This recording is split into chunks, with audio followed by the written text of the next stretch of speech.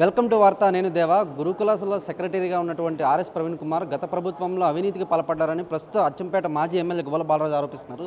చెప్పండి సార్, అసలు అప్పుడు లేవనెత్తిన ప్రశ్న ఇప్పుడు ఎందుకు లేవనెత్తి? ఎప్పుడూ సమాజం లేవనెత్తుతూనే ఉంది. అప్పుడు అధికారంలో బీఆర్ఎస్ ఉన్నప్పుడు కాంగ్రెస్ పార్టీ ఇతర పార్టీలు అవినీతి గురించి మాట్లాడినాయి. కానీ ఎందుకు వారి నోరు మూగబోయిందో అర్థం కాలేదు. అప్పుడంటే నేను నా మన బీఆర్ఎస్ పార్టీలో ఉన్నా. నేను నాకున్న పరిధి మేరకు నాకు వేదిక ఉన్నది. అప్పుడున్న ముఖ్యమంత్రి గారి దగ్గర నేరుగా వెళ్ళి మాట్లాడే అవకాశం ఉన్నది. మంత్రుల దగ్గరికి నేరుగా వెళ్ళి మాట్లాడే అవకాశం ఉన్నది. నా గలం విప్పడం జరిగింది, గర్జించడం జరిగింది. కాబట్టే నా పైన అగ్రెసివ్ అని ముద్ర వేయడం జరిగింది. నాకు కోపం ఎక్కువ అని ముద్ర వేయడం జరిగింది. అందుకే ఓడిపోయిండు అని ముద్ర వేయడం జరిగింది. అందుకే నేను కూడా టగాఫార్ ఇవ్వడం జరిగింది. నేనంటే కోపంతో ఓడిపోయి ఉండొచ్చు, మీకేం రోగం వచ్చింది, కేసీఆర్ ఎందుకు ఓడిపోయిండని నేను విమర్శలు కూడా చేయడం జరిగింది. అటువంటి పార్టీ గురించి మనం ఎంత తక్కువ మాట్లాడుకుంటే అంత మంచిదనే ఉద్దేశంతోనే ఇప్పటి వరకు ఉన్నాం. కానీ అధికారంలో ఉన్నటువంటి కాంగ్రెస్ పార్టీ పైన మాకు ఇంకా అనుమానాలు రోజు రోజుకు పెరుగుతూ ఉన్నాయి. అప్పుడు కాళేశ్వరం బీఆర్ఎస్ పార్టీకి ఏటీఎంగా ఉన్నది. ఇప్పుడు బీఆర్ఎస్ఏ కాంగ్రెస్కి ఏటీఎంగా మారిందంటే ఒకరు దోచుకుంటేనే ఇంత భ్రష్టు పట్టిపోయింది రాష్ట్రం. ఇద్దరు కూడబలుకొని దోచుకుంటే దీన్ని ఆపేవాళ్ళు ఎవరు లేకుంటే ప్రమాదం ఉంటుంది అనే ఉద్దేశంతోన మా బాధ్యతను మేము నిర్వర్తించే ప్రయత్నం చేస్తూ ఉన్నాం. ఒకవేళ మేము లేవనెత్తినటువంటి ప్రశ్నలు అనుమానాలను నివృత్తి చేయం, మా ఇష్టారీతిలో ఉంటామంటే ఇద్దరిని కూడా ఏ రకంగా శిక్షించాలనో ప్రజాక్షేత్రంలో ఎన్నికలు వచ్చినప్పుడు శిక్షిస్తారు.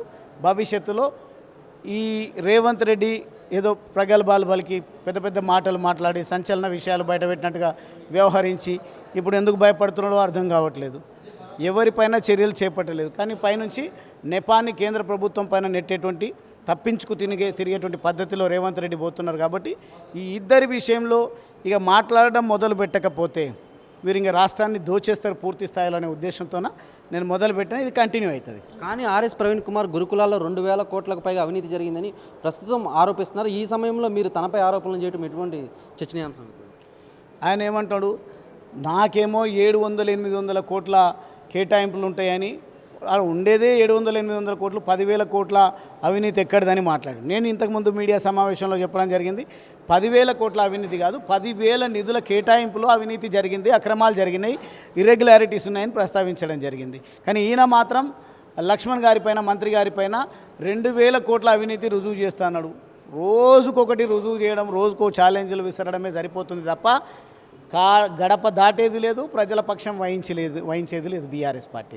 అంటే 10 ఏళ్లలో ఎంత అవినీతి జరిగింది అనుకుంటున్నారు? 100 కోట్ల అవినీతి జరిగింది. 100 కోట్లు. ప్రభుత్వం చర్యలు తీసుకోకపోతే తదుపరిగా మీ భవిష్యత్ కార్యాచరణ? ఇది ప్రజాస్వామ్యం. మేము గర్జిస్తాం, వాళ్ళని దోషులుగా నిలబడతాం. మాకు అధికారం ప్రజలు ఇచ్చిన రోజు ఒక పక్క ప్రజలకు సరి అయినటువంటి పాలన అందిస్తూనే, ప్రజా శ్రేయస్సు కోసం 24 గంటలు పనిచేస్తూనే, ఎప్పుడు ఏ అవకాశం వచ్చినా వీరి అవినీతి గురించి గల్లాబట్టేటువంటి సందర్భం ఎప్పుడు వచ్చినా గల్లాబట్టి జైల్లో వేస్తాం.